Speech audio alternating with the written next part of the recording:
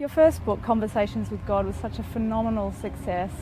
What do you think it was about that book that was so irresistible for people? I think people saw themselves there. I think that people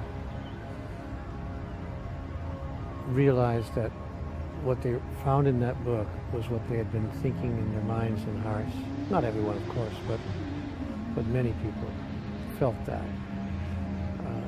And others felt that they had found an explanation of God and a description of God that they could agree with, and maybe for the first time in their lives.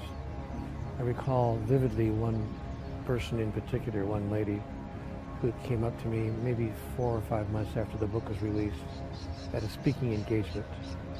And she said after my talk, "Thank you for introducing me to a God I could fall in love with."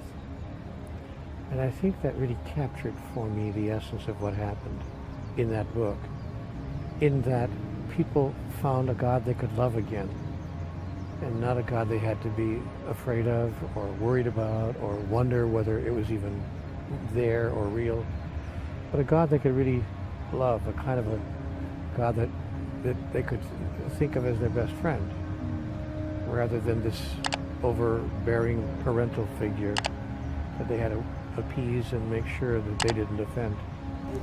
What a beautiful gift to give to people. I mean, God, one of the things that strikes me about, I guess, my understanding of God and how it's changed from reading your work and looking at other bits and pieces, over the years, it's such a loaded word, it's such a loaded term for so many people, and depending on who you ask, what religion they come from, what group they're associated with, what individual kind of cultural scenario they've grown up with, the understandings of what that 3-letter word means is so vastly different. And I was hoping you could tell me what happened that night that God first spoke to you in that audible voice, and what your understanding of God is these days. Who or what is God to you these days? It's not a question of who or what God is, but who or what God is not. Because to try to define God and to try to answer your question, who or what is God, is almost impossible, since there's nothing that is not God. It's much easier to answer the question, who is God not? And the answer is nothing. Nothing that exists is not a part of that which we call God. So nothing in reality, nothing in physical reality, or even for that matter, metaphysical reality, is not a part of what I call God. Nothing stands outside of God. So the answer is that God is everything. Many of the world's religions speak in those terms. They speak of God as the all in all, the Alpha and the Omega, the beginning and the end. The unseen seer, the unmoved mover. They try to find some phrase that can grapple with the enormity of what we would call God. So that's who and what God is to me, everything really. Well, what happened that night is really described in the book. It's in the first book, it's described pretty clearly there. I simply had reached a point in my life where I was no longer happy with how things were going, and I didn't understand why life was showing up the way it was, and I didn't know what I had to do to make life work anymore, and I really wrote out an angry letter on a yellow legal pad that happened to be on the coffee table in front of me. I woke up in the middle of the night, very angry, just threw the covers back, restless and couldn't sleep. It was 20 after 4 in the morning, and I thought, gosh, what does it take to make life work? And what have I done to deserve a life of such continuing struggle? And I sat there on the coffee table and I just wrote out, I don't know what I thought I was doing, I just wrote out the questions, just really to get it out of my system, more than anything. But then I heard that voice over my right shoulder that said, do you really want answers to all these questions, or are you just venting? I turned around, of course there was no one there. And I thought, my God, I know I heard somebody there. There was And then I realized either I'm going out of my mind, which was entirely possible, or or something extraordinary has just happened here. So then I wrote on my yellow legal pad, just on a whim, yes, well, I am venting, but but if you've got answers to these questions, I'd sure like to know what they are. And immediately, like a download, as if someone had just downloaded a large amount of information in my mind. Everything that's in the first part of that book came to me right there. And I began writing incredibly fast to try to capture all of it that I want to say, receiving. Before I knew it, I realized that I was involved in an on-paper dialogue that was just proceeding back and forth. But about 50 or 60 pages into it, handwritten pages, it said, this will one day become a book. So there was a definite sense that this information that you were receiving was not coming from, it wasn't coming from a distant memory or a... No, because, and I'll tell you why I knew that, because nothing that I was hearing was part of my previous understanding of anything. I'll give you one example. It said, somewhere in the early part of our exchange, it said, there's no such thing as the Ten Commandments.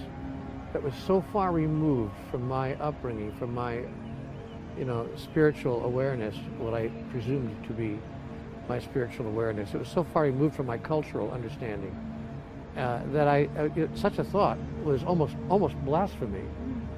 And there were many other thoughts like that, not quite that edgy, but still so totally outside of my personal cosmology, my personal understanding of things, that I didn't know where's this coming from. It's my understanding that there are four basic or fundamental principles that kind of underlie the majority of the conversations with God work, and that is that we're all one, number one, that there is enough, that there's nothing that we need to do, and that it's not a better way, it's just a different way. And of understanding everything. And I'm particularly interested in the third one, actually, because I've got so many people in my life that I know would love to chuck it all in tomorrow and walk away from their boss, give them the bird, but the reason that they don't is that they've got bills to pay and they've got mouths to feed and families to support. So I'm interested in how you explain that third fundamental principle to people that are right in the thick of the daily grind at the moment. The statement, there's nothing we have to do, does not mean there's nothing we will do or might choose to do. It means there's nothing we're required to do. One of the biggest mistakes that people make is thinking that the things they're doing, that they're required to do them, when in fact they're making a free choice to do that. There are plenty of people who don't work. There are people who actually abandon their families rather than work. They're so unhappy, in their life that they just chuck it all and walk away from it. So the problem with humanity is we keep on making a series of free choices, and then we call ourselves the victims of our own choices. So what I say to people in my audience is, if you don't want to go to work and support your family, then don't. Who's making you do that? Who told you that you had to do that? Oh, I just can't walk away. Why not? People do it all the time. I'm not saying it's the right thing to do. I'm saying, but when you do what you claim to be the right thing of your own free choice, and then you claim yourself to be the victim of doing the right thing, then you're disowning your own self. You're disowning your own choices. For heaven's sake, if you're going to do what you think is right, at least be proud of it. Don't let yourself talk yourself into that you're the victim of it. What does that say about you if you're the victim of it? What does that say about you? Well, I'm only supporting my family and paying my bills and doing what's right because I have no choice? What does that say about you? No, of course you have choice. There's no such thing as no choice. So I say to people, let's understand that what the statement means, there's nothing you have to do, there's nothing we have to do, is God's way of telling us, it's another way of saying you have free choice always about everything. But for goodness sake, stop making free choices and calling yourself the victim of them. Wake up. Notice what's happening. Every act is an act of self-definition. Everything we do defines who we are. But we shouldn't, do all these wonderful things that define who we are and then fail to lay claim to them, reject them, call them not our own. So, you know, that's what's meant by there's nothing you have to do. There is nothing you have to do. It's about making free choice wisely and then owning it and taking responsibility for it and being the creator. Even if you make free choice unwisely. I mean, I've made some unwise... Of course, exactly. Yeah. I've made some unwise free choices, and at least stand up for it and say, okay, I made a mistake there, I won't do that again, but don't make yourself the victim. There's no... Conversations with God says there are no victims and there are no villains. There are only people who think they are. There's the 7 key questions that you ask people to consider, and consider it from a place that's really, you know, the deeper part of their soul, where they're accessing something that's about a better world, a better vision for society. The first one made such like crystal clear, incredible, logical and intuitive sense to me when I read it. Like, how can almost 7 billion people on the face of this planet all want exactly the same thing? To feel love, to be happy, to be secure, to be, you know, live in harmony. To have opportunity, to have a fair chance, a fair shot, to feel equal in the business of life itself. And not be able to achieve it. Yeah, to feel safe and secure. And not only is it interesting to consider it in the context of contemporary times, how can 7 billion people all be after the same thing and be unable to get it? But think of it this way, we've been trying to do this now for several thousand years. Not several thousand months, but several thousand years. Now you would think that if a group of people who call themselves an evolving species, if not to say already highly evolved, were all after the same goal for thousands and thousands of years, we'd finally be able to get there.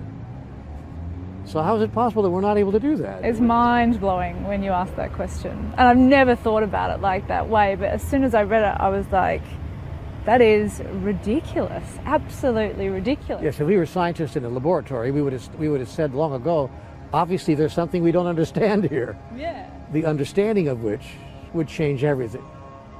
I'd like to see the Pope stand up at St. Peter's Basilica in Rome and just say, from his balcony, with all due respect to the Pope, because he's a wonderful man, but why not ask the world's people, how is it possible for all of us to say we want the same thing and be unable to get it?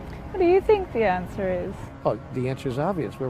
We can't get it because what we want is the wrong thing. You can't get to the top of Mount Everest if you're deep sea diving. So if you try to do one thing but doing another, obviously you can't accomplish it. So the reason that we can't accomplish what we say we want is that what we say we want is the wrong thing. We're after the wrong thing. If we truly understood the real reason and purpose of life, we would be wanting and yearning for and seeking to achieve what we came here to achieve, why we came to the planet to begin with. That is what human life is all about. And what we don't understand is if we did that, if we just retrained our focus to what it is we really were designed to achieve, all the rest would fall in on us without effort. All the things we think we want, peace, health, safety, security, opportunity, love, joy, all the rest, would automatically show up in our lives without any effort on our part. Somebody, by the way, much more eloquent than I, put that very simply. Don't go around asking, what are we to eat? What are we to drink? Wherewithal will we clothe ourselves? Seek ye first the kingdom of heaven, and all else will be added unto you. We were placed on this planet. Human life is an expression of the universal essence that seeks to know itself in its own experience. That is, the purpose of life is for us to recreate ourselves anew in the next grandest demonstration of divinity that we can possibly imagine. And there are many, many things that we don't understand.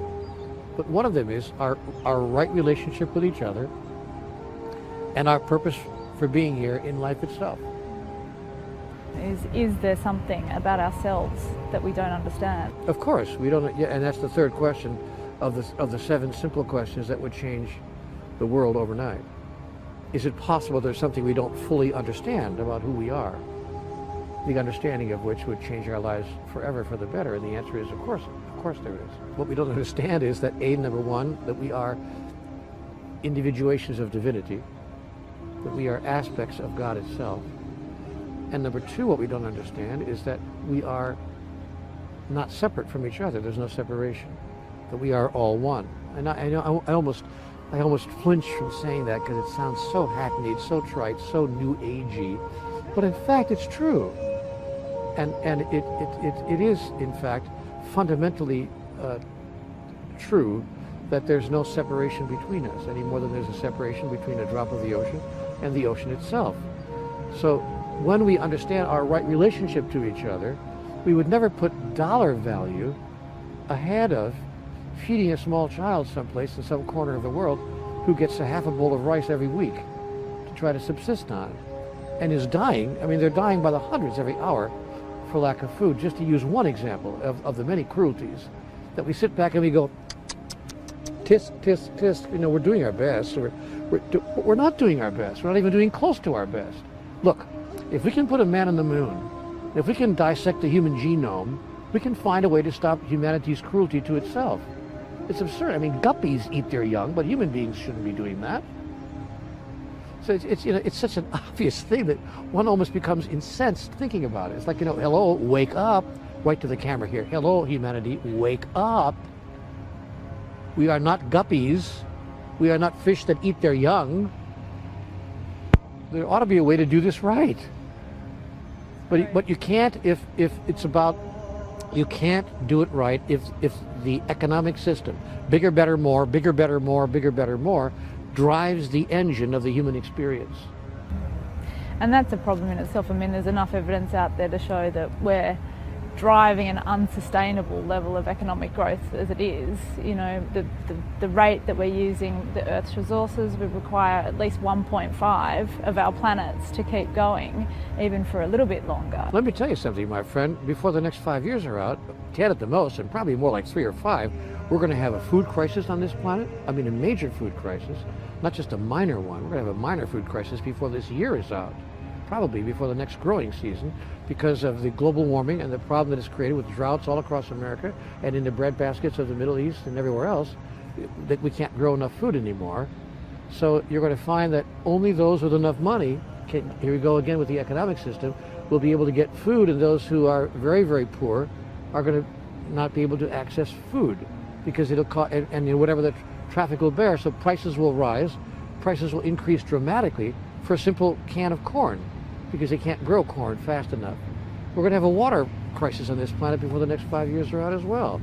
We're going to have water wars if we're not careful, certainly water shortages, and I'm talking major water shortages, and energy shortages as well. So remember that I told you this, food, water, and energy are going to be major crisis points on this planet before the next 5 years are out, unless we wake up and change the way we're doing life on the earth, and have something else drive the engine of humanity's experience, something other than the economy. How about fundamental human values? Or for that matter, how about divine values? How about imagining that if we had the power to create our own reality, the power that God gave us to do so, how about if we use those values? It's incomprehensible to me what we're doing to ourselves on this planet. Mark Bunn from Sydney wants to know what your best recommendation is for the simplest way to know God in our everyday lives. Cause someone else to know God in their everyday life.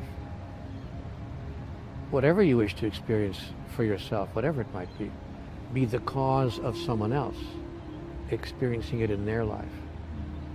And Siddha Simons asks, if God's wisdom is innate, why do we resist it so much? If God's wisdom is what? Is innate within all of us, why do we resist so much? Because it's too good to be true. And because our culture is such that we have been rejecting the largest notions of our greatest wisdoms, for centuries. George Bernard Shaw famously said, all great truth begins as blasphemy. And it takes centuries for us to go, oh, I get it. We probably should wash our hands before delivering babies. It took 300 years for the medical profession to decide to do that.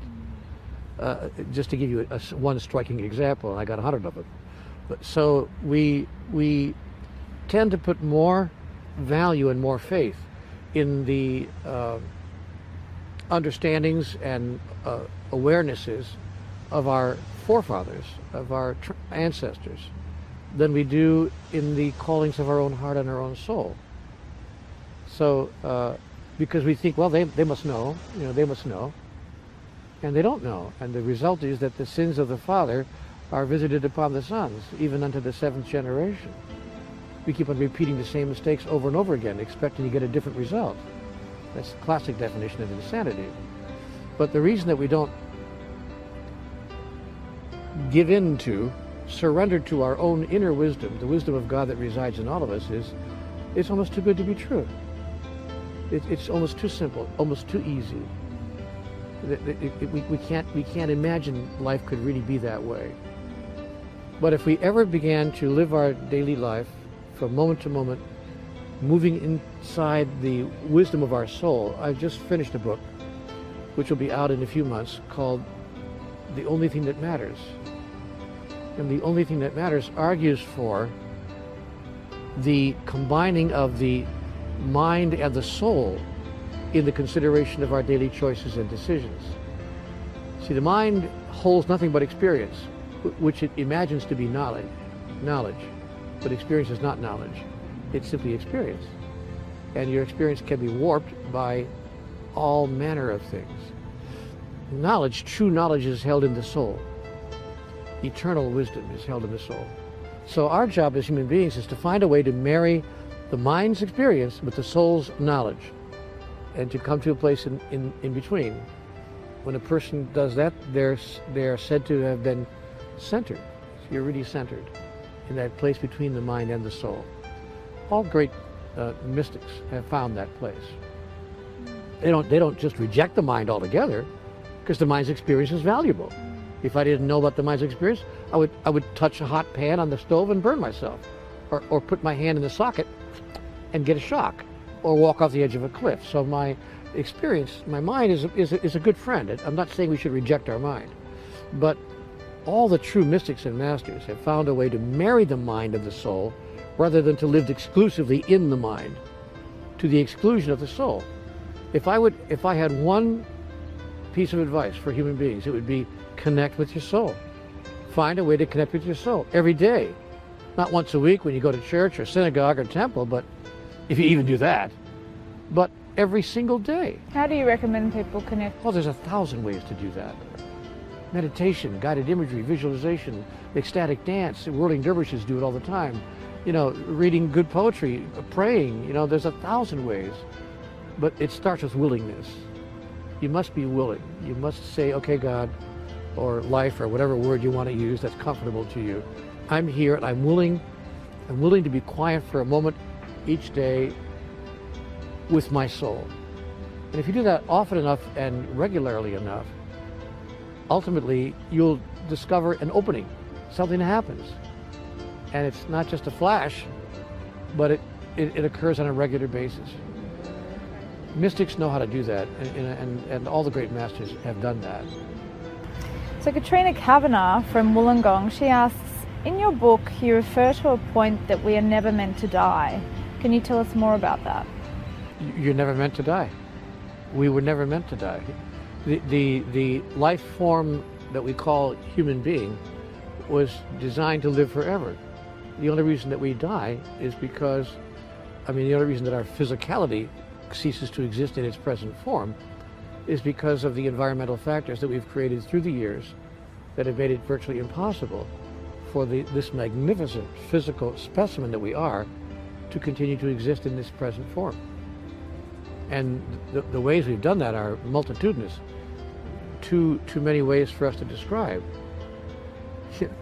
The environment, the air we breathe, the food we eat, what we think we need to do to stay alive.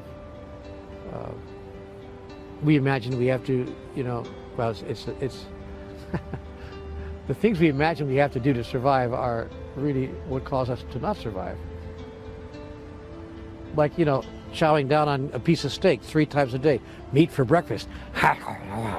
Meat for lunch. Meat for dinner. yeah, I'm a meat eater. I'm proud of it. I got to eat meat to survive, but the meat is killing you. Oh, I see. So what I have to do to survive, what I've taught myself I have to do to survive, is actually killing me. Okay, well, so be it. That's the way it goes, because I'm not giving up my meat or my cigarettes or my stuff, you know, and I'm not going to get, you know, so what? What are we doing? And that's only 1/100th of the things. You know, you got 3 hours, I'll explain the rest. Vanessa Dixon from Sydney asks, what kinds of conversations are you having with God these days? The latest conversation with God that I've had involves, as I mentioned, the only thing that matters. And what God said to me was, Neale, you got to help people understand what's really, really important. Interestingly enough, most people already know. When you tell people this, whether they're agnostics or atheists or whatever, it doesn't matter.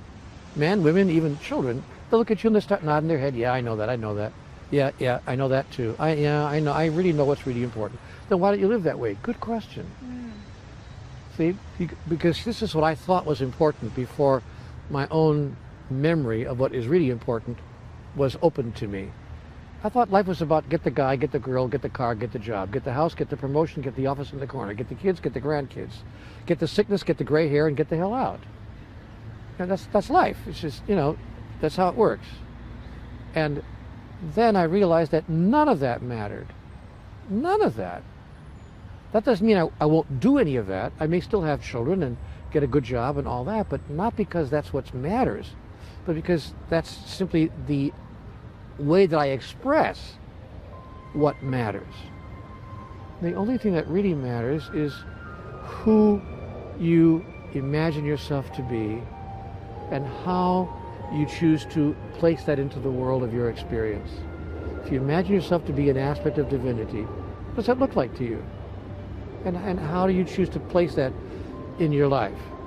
Through your work, through your creativity, through the fact that you do in fact get up every day and pay the bills and take care of your family? Is that part of an aspect of divinity? Or do you want to just walk away from it all? You know, how do you do that? The concept of manifestation, I've talked to a number of people about that. Can I get your thoughts on manifestation, how people can manifest a life that they want, how they can create their life? Seek ye first the kingdom of God, and all else will be added unto you. You know, I'm not interested in teaching people how to manifest greater income or the perfect mate or the right house or the right and perfect job. That's sandbox metaphysics. It's for children. I saw a movie a few years ago, I happened to appear in it, called The Secret. And in The Secret, I think it was made by an Australian, it may have been. Yeah, I thought, yeah, Rhonda Byrne, she's from Australia. So that explains everything. So, just having fun. Easy. Just having fun. Anyway, she could have easily have been an American, I promise you. But the point is that she was talking about the law of attraction and how to use it to attract things. And the movie was insisting that there's this great power that exists in all of us. We can create and attract anything we want. Just use the law of attraction. And then when it showed on the screen, as examples of that, the guy walks out in front of his house and there's the car he's always wanted. A woman is sitting in her living room and suddenly an incredible diamond necklace appears on her bodice. Even a kid, an 8-year-old kid, looks out in front of the front door and a bicycle appears outside the front door.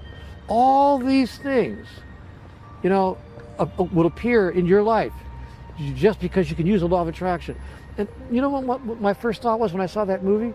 If we have such incredible power that we can attract everything and anything we want in our life, why wasn't there 1 minute, not 1 minute, in a nearly 2-hour movie spent on how to create world peace or end suffering or put some kind of a halt to the incredible pain that millions of people on the planet are experiencing? How could anyone make a movie about the law of attraction and not spend 30 seconds talking about, let's use this enormous power we have to attract what really matters? And that said to me that, oh my God, even the New Age, even the so-called enlightened New Age produces a movie about diamond necklaces on a bodice that appear suddenly and a new car in the driveway and not a single word about how to use this extraordinary power we're supposed to have to create a life that's better for all of us. It was the saddest thing I ever saw in my life. So I got to tell you that, you know, when our values are shifted, when somebody asks me, how can I manifest stuff in my life? I say to them, what do you want to manifest? A better you, more compassion, greater understanding, deeper wisdom, more love, or the perfect mate, or the better job? No. Seek ye first the kingdom of God, and all these things will be added unto you. When I shifted, and by the way, this is not the pot calling the kettle black. I did this. I made these same mistakes. I made these same choices. I even did my affirmations to 7 times 70, you know, and all the ways that you can manifest your own reality. I did it for many years, 20, 30, 40 years, until finally God said, Neale, first of all, it's not about you. Your life isn't about you. It's about everyone else whose life you touch and the way you touch them. That's number one. Number two, even if you had all those things, do you think that's what's going to make you happy? You want to know how many people have the perfect car, the perfect mate, the perfect job, and they're sad as hell? Hello, wake up. Hello, earth to Neale, earth to Neale. And I finally got it, that if I spent my life sharing the wisdom, the understanding, the clarity, and the love of God with as many people as I could reach, I would no longer have to search for the perfect mate, the perfect job, the perfect income, the perfect anything. It would all just crash in on me, and guess what?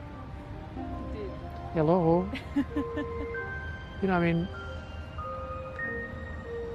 but even if it didn't, it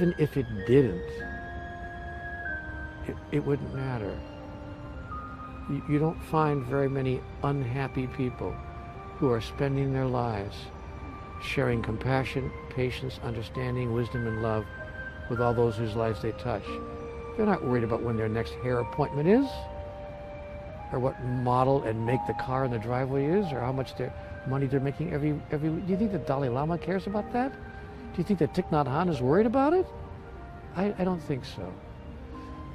Friends, folks, humans everywhere, you got to hear me, man. We got to shift our values, shift our understanding, change our raison d'etre, our reason for being. It has nothing to do with any of this, I promise you. Thank you so much.